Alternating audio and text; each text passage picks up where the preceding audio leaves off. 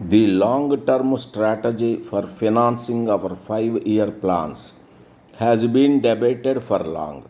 One viewpoint traces the present day difficulties of our economy, of shortages and inflationary pressures, to the method followed in financing our successive 5-year plans.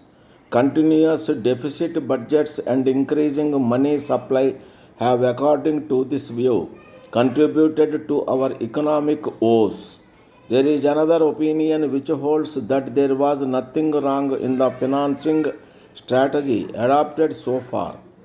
In fact, even now it is suggested that to improve the working of our economy, to overcome the difficulties created by the drought, and to ensure healthy development and working of the economy, the method of financing followed in the past is not only necessary but should be followed vigorously.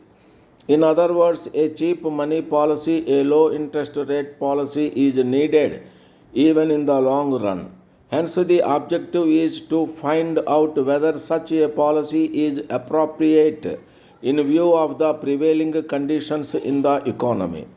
The talk of liberalization has been going on for quite some time, and the new interest rate policy, which includes inter alia reduction in the bank's lending rate, is described and welcomed as liberalization on money policy. The changes in interest rates can be regarded as the first step in internal liberalization to boost our staggering economy. This first step can be the beginning of a new dawn. However, the word liberalization is a misnomer and should not be associated with a reduction in interest rate. It is true that businessman now gets a long-term loan at 1% less than before, but this is not liberalization. Liberalization actually implies reducing government controls and allowing market forces to play a greater role in determining the price and thereby the functioning of the economy.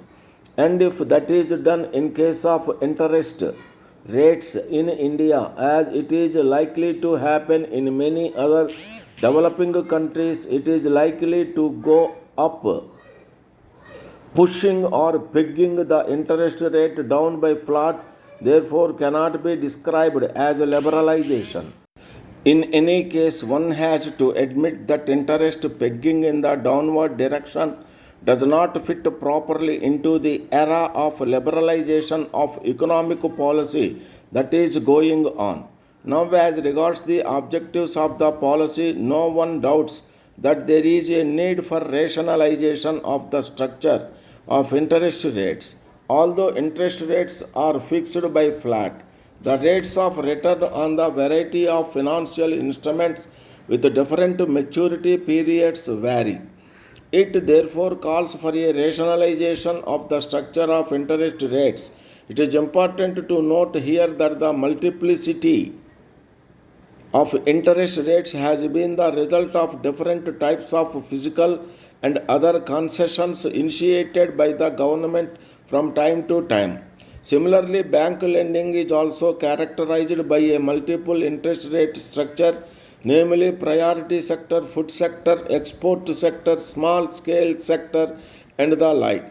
The whole scheme of priority sector leading needs to be re-examined, assuming that the basic lending rate of banks is fixed after due deliberations and that it does, at least to some extent, reflect the conditions in the economy. The priority sector lending rate cannot be completely divorced from it. It is true that this business of priority sector lending is only one aspect of the broader policy followed by the government.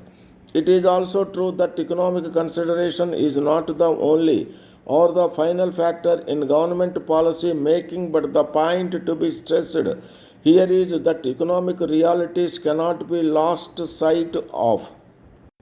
Though it is not easy to recommend the ideal priority sector lending rate, it is worthwhile finding out whether the country can afford to lend scarce and valuable resources at 4% interest rate when the basic lending rate is more than 10 or 12%.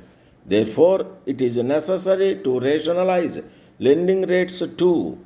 A peculiar idea which appears to be developing recently, despite the requirement of the economy to the country, is that the commercial banks should deal in short term deposits and short term lending. There was a time when this very tendency was deplored, and it was recommended that Indian commercial banks should avoid following the footsteps of their British counterparts. They were, particularly after nationalization, expected to play an active rather than a passive role in industrial development. At the time of nationalization, the difference between short term and long term interest rates was narrow. Demand deposits were proportionately more in total deposits, but since then the proportion of long term deposits has been steadily increasing and is more pronounced. This increase in long term deposits with commercial banks appears, as observed in certain quarters, to be secular trend and is not dependent on the higher rate of interest on the long term deposits. The proportion of these deposits did not come down when the rate of long term deposits was brought down. The secular trend towards long term deposits is mainly because of spread of banking facilities to either to unbanked areas, increasing monetization of the economy, and the spread of the saving habit. This is an institutional development taking place with the willing cooperation and support of the general public. It is not necessary or advisable for the government to take administrative measures to change this.